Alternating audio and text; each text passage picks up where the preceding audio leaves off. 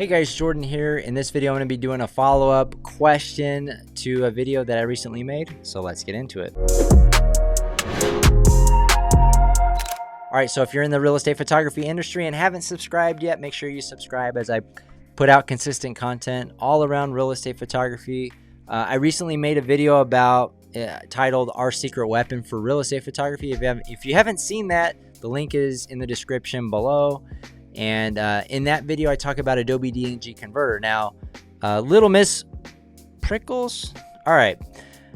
I gotta love some of these YouTube names. I can't tell if they're real or not. But anyways, he or she says, does Adobe DNG Converter work differently than converting to DNG in Lightroom import? In my opinion, in the workflow that we do, yes. Because yes, you can import your photos into Lightroom and convert them, import them as DNG. There's an option like that, but this is outside of Lightroom. This is you as a photographer, and I'm gonna just talk a little bit about how we like to use it. Right? It's a program dedicated just for compressing your raw images from your thing. Actually, you know, if you think about it, digital negative, whatever, conversion of your raw images. So you have these massive files, 50 megabits, or it could be a 50 megapixel photo that you took.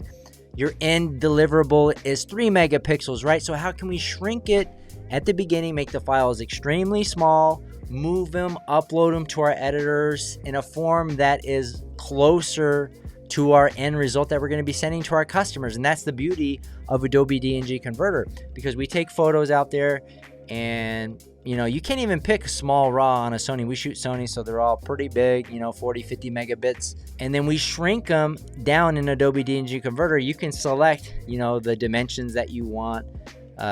We shrink them down a lot, right? And it's probably, I don't know, if it goes from 50, it might shrink all the way down to half of a megabyte. Did I say that right? So 500 kilobytes.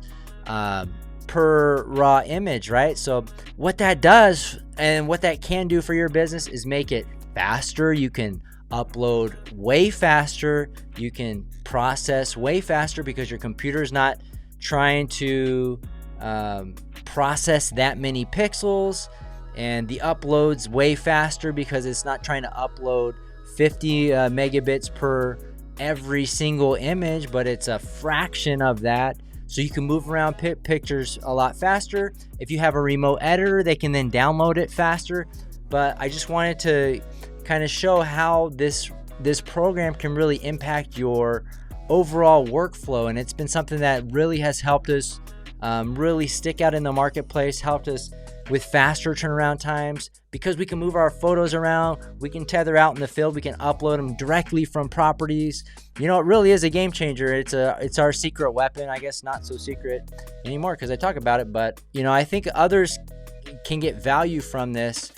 And ultimately, it's about delivering a better internal experience for us, because dealing with massive files is not very fun, as well as a better experience for our customers, because oftentimes we can get the photos back to them way faster than we could using a program like this that can compress Adobe DNG Converter. And at the end of the day, Adobe DNG Converter is awesome because you retain all your raw attributes, your native white balance, these things where, and that's the beauty of this program. I was blown away the first time I used it. I'm like, wait a minute.